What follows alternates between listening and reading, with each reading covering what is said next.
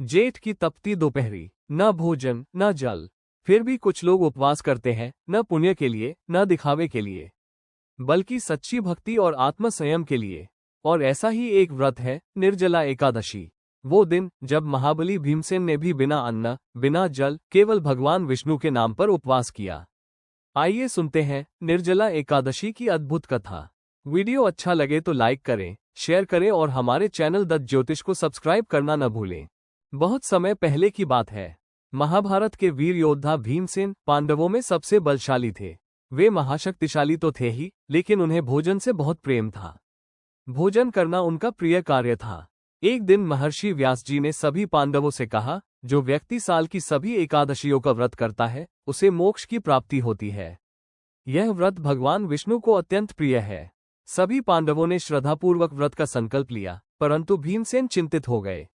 वे विनम्रता से बोले, भगवान, मैं एकादशी का व्रत कैसे करूं? मुझे अत्यधिक भूख लगती है। बिना भोजन के मेरी शक्ति क्षीण हो जाती है। मैं रोज पूजा पाठ करता हूं, लेकिन व्रत नहीं रख सकता। कोई उपाय बताइए जिससे मुझे भी पुण्य मिल जाए। व्यास जी मुस्कुराए और बोले, हे भीम, यदि तुम साल में एक ही एकादशी निर्जला एकादशी का पूर्ण नियम से पालन कर लो, तो वो पूरे वर्ष की 24 एकादशियों के बराबर फल देगी।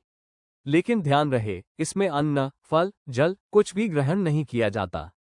ये कठिन तप है। भीम ने संकल्प लिया, मैं ये कठिन व्रत करूंगा, चाहे कुछ भी हो जाए। निर्जला एकादशी का दिन आया। सूर्य तप रहा था, गर्मी अपने चरम पर थी। भीमसेन ने सुबह उठकर स्नान किया, भगवान विष्णु की पूजा की और बिना जल के व्रत का संकल्प लिया। दिन भर उन्होंने न कुछ खाया न पिया।